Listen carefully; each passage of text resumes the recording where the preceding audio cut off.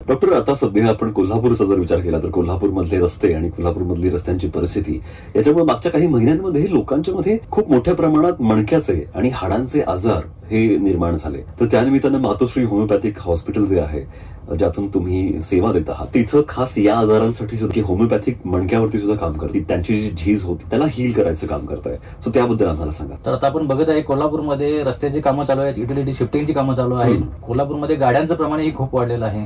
त्या पद्धतीनं कोल्हापूरचे आपले मोठे रस्ते नसल्यामुळं लोकांना प्रत्येकांना जायला बाहेर ऑफिसला जायचं असेल घाईघाईने निघत असतात. फास्ट गाड्या वाहनं चालवल्यामुळं त्या खड्ड्यातून त्यांच्या मणक्याला स्पाईनला त्यांना इंजुरी होण्याचे चान्सेस असतात. पण दिवसभर काम करून येतात आणि संध्याकाळी ज्यावेळी ते झोपायला जातात त्यावेळेस त्यांना तो त्रास जाणवतो. तो ज्यावेळेस ऑफिसला जात असतो त्याला पुढचं टार्गेट असतं की त्या ऑफिसला पोहोचायच्या टाइम मध्ये.